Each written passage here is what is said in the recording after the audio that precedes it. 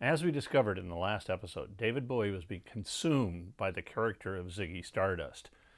So he stuns the audience and the band, the Spiders from Mars, and announces that Ziggy is no more. So now, what does David do next?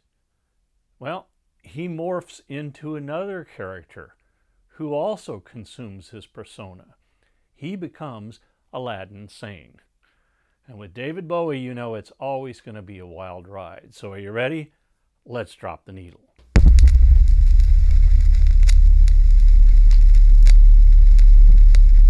Now, David Bowie has said being Ziggy Stardust was exhausting, and it was absorbing his persona.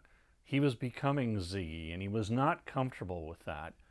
So he decided he wanted to do something else. So he morphs into another character called Aladdin Sane.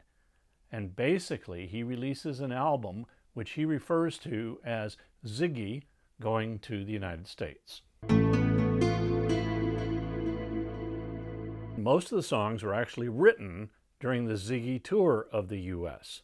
I like Watch That Man, Aladdin Sane, Panic in Detroit, The Prettiest Star, and then of course The Killer, the Jean Genie. It hits number 1 in the UK and 17 in the US, making this David Bowie's best-selling album to date. Now, just 6 months later, his record company wants him to come out with an album for Christmas. But as I said, David was exhausted from Ziggy and now is exhausted from being Aladdin Sane. And the last thing he wants to do is go into the studio and record a new album.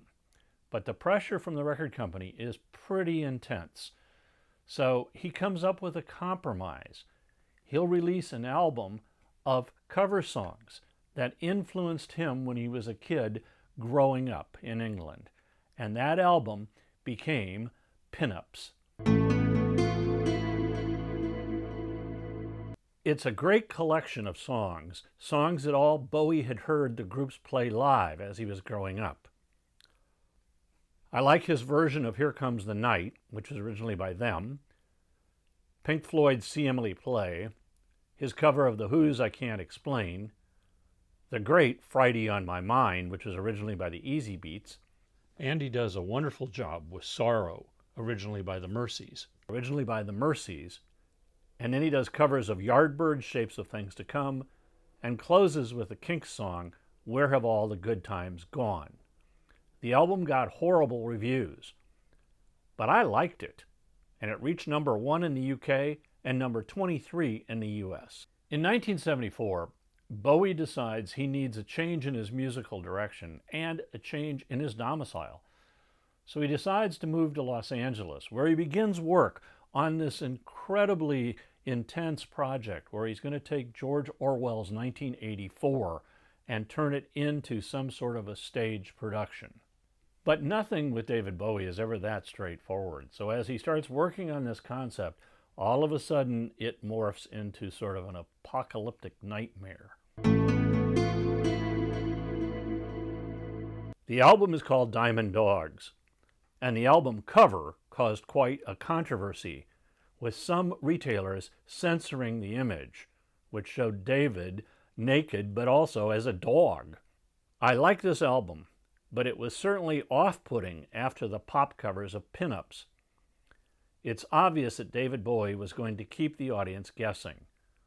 The album spawned the killer single Rebel Rebel, and I like the title track, Diamond Dogs, 1984, and Rock and Roll With Me.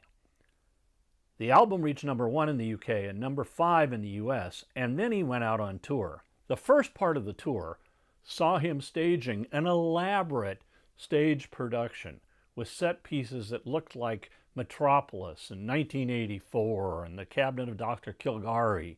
It was really, really quite a spectacle to see. And I got to see him in Los Angeles at the Universal Amphitheater during that part of the tour. It was certainly a bizarre theatrical setting, but you couldn't look away. And at the conclusion of being there, you knew you had seen something totally unique from an artist that was just going to keep evolving.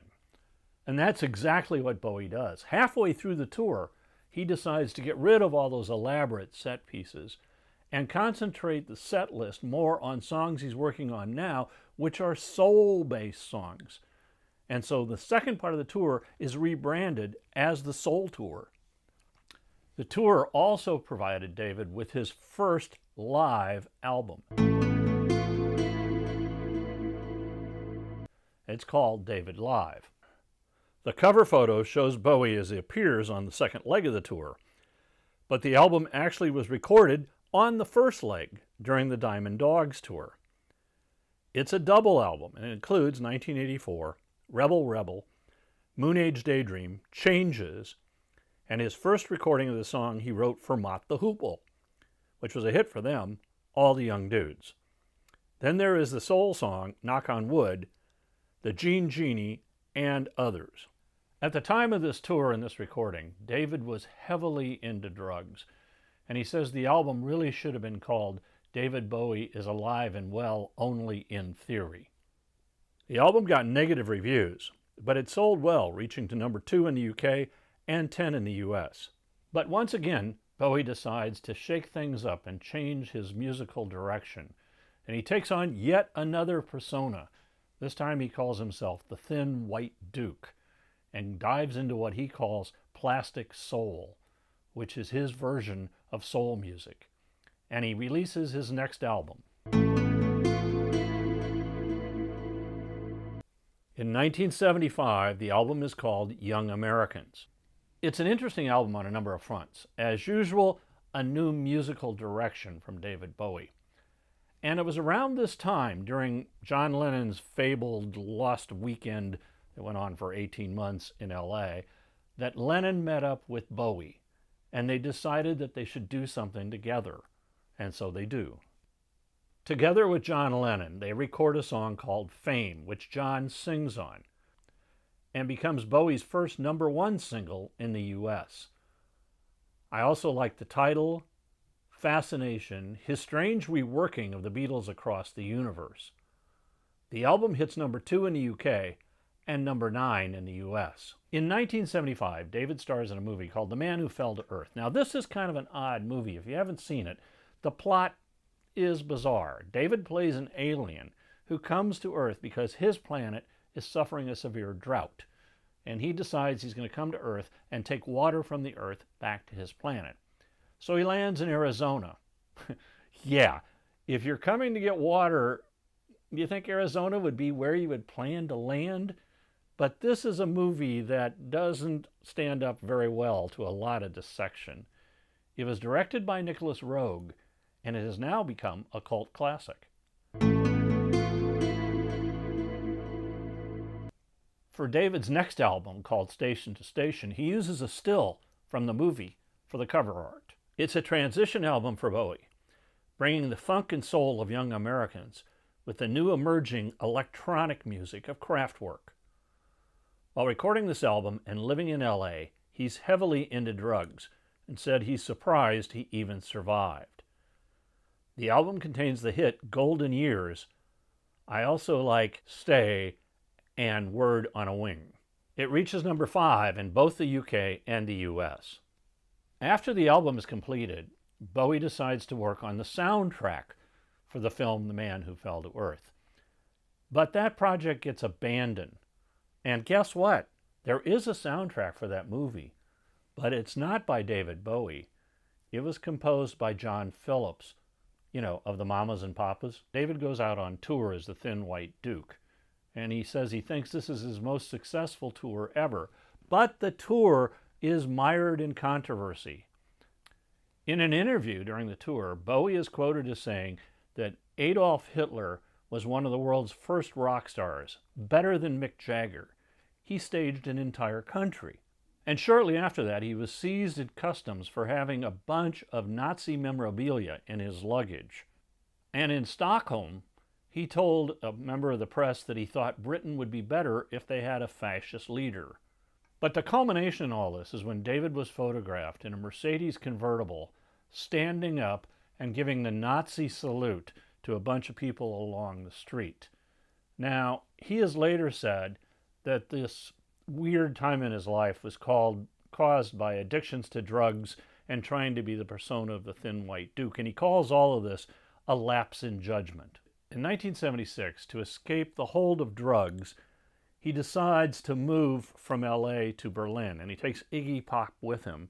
And this begins a period in David Bowie's career where he releases 3 albums, which is known as the Berlin Trilogy. The first one of these is called Low. It's released in 1977, and it shows Bowie's exploration of electronic avant-garde music. Side 1 contains short song fragments with depressing lyrics. Side 2 are mostly longer instrumental pieces. His record company, RCA, refused to release this album for 3 months, as they were quite sure it would be a failure. There are 2 singles on the record, Sound and Vision and Be My Wife, and RCA did not promote the album. Neither did Bowie, but surprisingly, it still reaches number 2 in the UK and 11 in the US. In 1977, Bowie releases his second album in the Berlin Trilogy, which is called Heroes. The album tone and the lyrics are more positive than Low, but the structure is about the same, with Side 1 having more conventional tracks and Side 2 being mostly instrumental. The single Heroes is considered one of Bowie's best songs. I also like Beauty and the Beast and Sense of Doubt. It hit number 3 in the UK, but could only reach 35 in the US. Bowie appeared on TV and did interviews, and of course mounted a tour to support the album. And now over time, this album is actually looked at as one of David's better albums. Around this time, David decides to record the narration for the classic Peter and the Wolf, which he said he did as a gift for his young son, who at that time was called Zoe, who now goes by the name Duncan. In 1979, he releases the third and final album in the Berlin Trilogy called Lodger. The album eschews the electronic styles of Low and Heroes and is instead more pop and new wave music. The lyrics revolve around ground travel on Side 1 and criticism of civilization on Side 2. There are 4 singles. Boys Keep Swinging, which was not released as a single in the US due to the song and video's gender-bending content. This was followed by DJ, Assassin, and Look Back in Anger. It reaches number 4 in the UK and 20 in the US.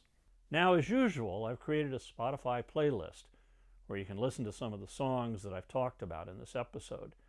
And here's the link, and I'll also put it in the comments below. Between 1972 and 1979, David Bowie releases 8 studio albums. He continually reinvents himself, from Ziggy to Aladdin, Sane, then into A Diamond Dog, The Thin White Duke, A Young American. He moves to Berlin and records the Berlin Trilogy of albums. But as we start the 1980s, David Bowie morphs yet again, which we will look at in our next episode as we put on our red shoes and dance.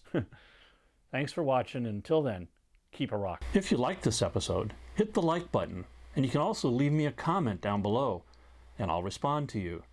If you subscribe, we'll let you know when future episodes come out.